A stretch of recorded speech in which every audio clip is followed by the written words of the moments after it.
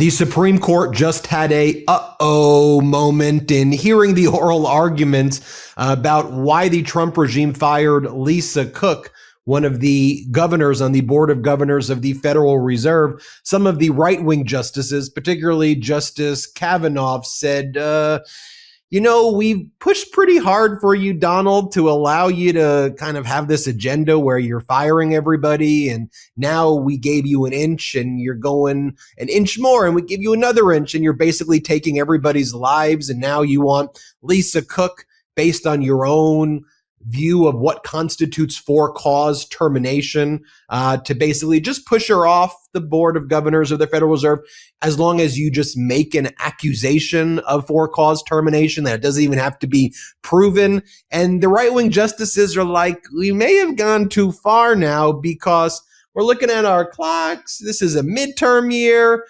What happens when a Democratic president takes over? And if we, the Supreme Court, are creating precedent that says Donald Trump can just fire all the Federal Reserve governors as long as you just say the magic words, for cause. And if Trump's able to have all of these sweeping powers, can't they be wielded by a Democratic president as well? And Donald, you're asking us to make written rulings, and our written rulings in the Supreme Court carry with it, in theory, precedential value. We're not going to be able to overturn the things we say here, in 3 years when a Democratic president comes into power, if that's what ends up happening. So you actually heard Justice Kavanaugh using that. Like, he was saying that basically in his pushback to John Sauer, the Solicitor General who argues on the Trump's DOJ behalf, because Trump's DOJ basically says we have limitless power. Courts can't review it. Sound familiar?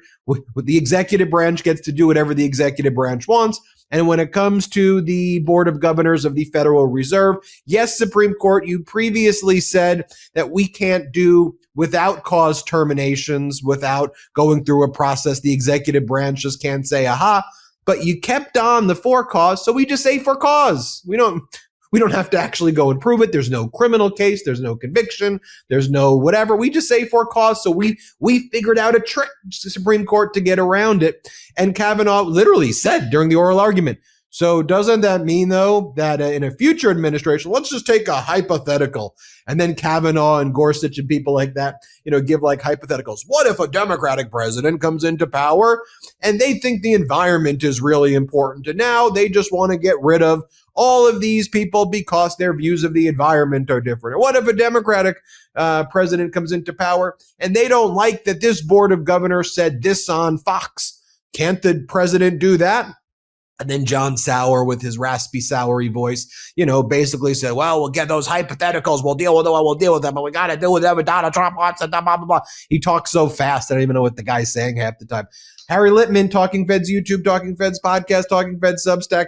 Great to see you wrote a Substack on this, Harry, because the real issue the Supreme Court is worried about, it's kind of like when we talk about Donald Trump mid-decade redistricting, which is the gerrymandering. It's that kind of dilemma that the Supreme Court's seeing. Donald Trump is like, okay, Texas, you give us 5. And then everybody else, you give us this, that, and the other. And then the Democrats go, okay, we don't want to do this. We want to ban gerrymandering in general. But if you're going to do it, we're going to do it. California gets 5. In Virginia, they're talking about 10-1, pick up 4 additional seats. And before you know it, you look at it and it's like, so Donald, you just gave the Democrats a +5 advantage because you wanted to do a mid-decade redistricting and you didn't think through the next step. So someone like Justice Kavanaugh is looking at it and he's like, okay, we may screw ourselves over in the long run if we do this. And they may even be thinking, Harry, what about our jobs? I mean, I know it's not directly related, because to the Board of Governors, but the Supreme Court saying, if we make rulings that say executive branch has no limits, don't you just don't you climb the ladder and say, okay, Federal Reserve, we got you. Supreme Court, why not say your for cause terminated? Are we going to get ourselves fired by giving the executive branch all this power? So talk to us about it, Harry. It's a really interesting point because, look, the notion, they admitted here, they conceded that the for cause requirement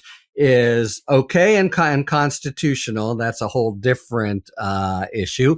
But what about then? What's Kavanaugh saying when he said the Democrats, when they come in, will do this thing if we have a weak for cause? He was saying, what's the risk? You'll proffer some weak for cause thing, but it will really be based on policy differences, the thing that everyone has to agree. Everyone did agree the president can fire based on. So what's the problem here? As I put it in my Substack, the problem is you happen to have as president a lying liar who wakes up lying and lies all day. Which I make an acronym and say again and again. But that's the issue, because if it weren't that, there's no real world aspect. Everybody understands that this social media, the way this whole thing went down, Trump issues a social media tweet about this supposed mortgage fraud problem and fires Lisa Cook.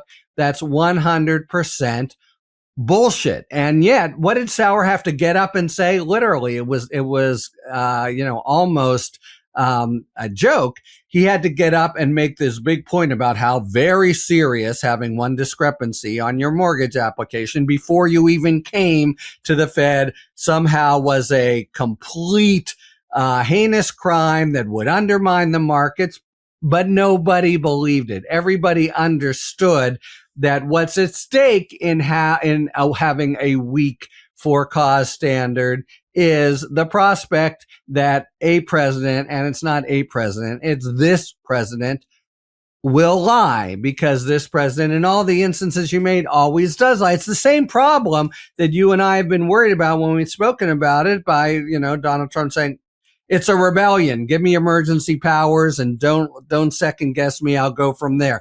It's an insurrection, maybe, or, any kinds of assertions that are, again, complete garbage, because he is a president who is a lying liar who wakes up lying and lies all day. So it's the general Trump issue, and it runs headlong into Supreme Court doctrine that I've been worried about in all these cases that says, we assume the good faith of the president. And that's what Sauer said. He made a big deal about it.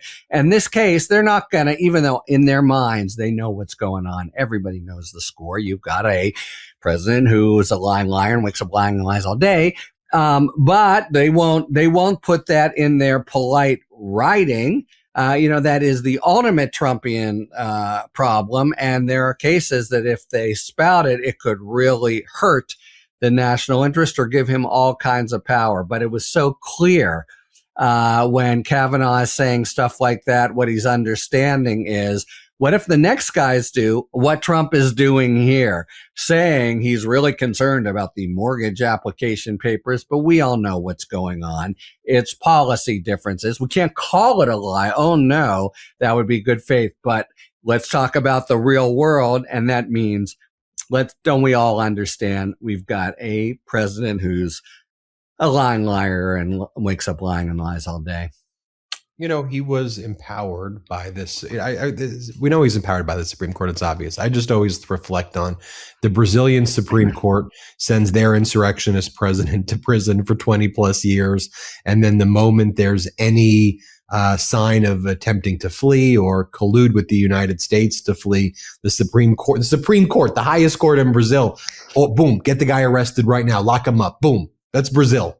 The United States Supreme Court overrides all of our courts and says absolute immunity. And it's like, yeah, but the whole history of our country was founded on the idea that absolute immunity in the king is something that we don't want. And it's such a predictable result that follows where you give a person king-like powers of absolute immunity.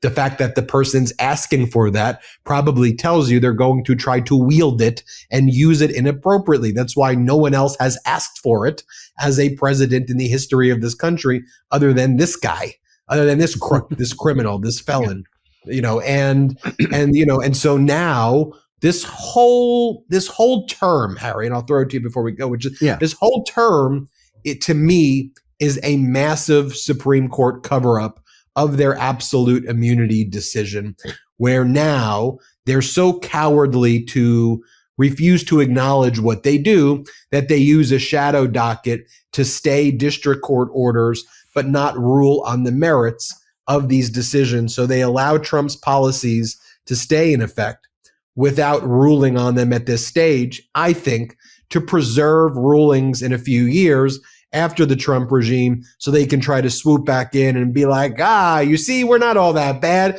We just had to let these cases come back up and then we were going to create the precedent. But this allows them, I think, in their own sociopathic minds, the right-wing Supreme Court justices at least, we're not ruling on the merits and saying what Trump's doing is okay. We're just saying that he's argued irreparable harm, and so we're going to stay the district court's ruling, and so we'll come back to you in a little bit. To me, it's a massive cover-up of their absolute immunity ruling, and I bet you, come back, rewind this tape 4 years from now, there'll be a Democratic president in power, hopefully, and these cases will work their way up to the Supreme Court, and they'll issue these long pronouncements condemning Donald Trump in absentia. You see, this was our plan all along. That's what what they're going to try to set up. From your lips. Anyway, since you mentioned the shadow docket, that was a big feature of this Cook case. You had Justice Alito saying, "Why are we hurrying so much?" And whether this is underdeveloped and hasn't been decided yet. No shit. Why is that? Because they reached down, took it on this emergency docket and entered the goddamn stay, which is what they do all the time. And then there was all this stuff that wasn't done and they were all flummoxed. Well, how are we supposed to decide this now? She didn't seem to get notice, at all, et cetera. But that, of course, was their exact doing. I just want to, reiterate what came home to me is it's got nothing to do with Donald Trump. It really doesn't have to do with the constitutional separation of powers. They've been absolutely taking a buzzsaw through independent agencies. No for cause. Say whatever you want or nothing. And at least the virtue of that is, Trump doesn't have to lie. But everybody says for the Fed, no, we need that. So you better have a for cause requirement. And that's just for Donald Trump, an invitation to make shit up when everybody knows. It's an interesting position of the court. And that's why I thought Kavanaugh, right? The guy who's most often in the majority coming out and basically making this point.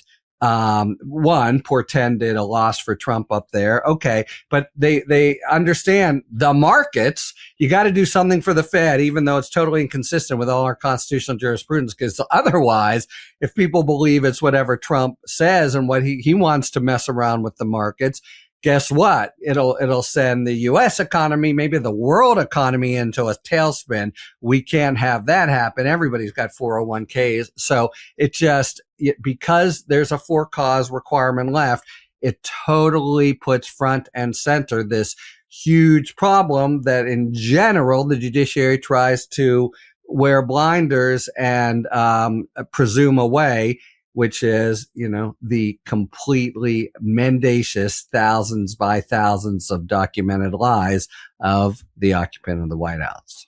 Everybody, make sure you subscribe to Harry Litman's YouTube channel. It's called Talking Feds, Harry Litman's Substack, Harry Litman's podcast. Harry, thank you so much. Hey, thanks, Ben. Want to stay plugged in? Become a subscriber to our Substack at MeidasPlus.com. You'll get daily recaps from Ron Filipkowski, ad-free episodes of our podcast, and more exclusive content only available at MeidasPlus.com.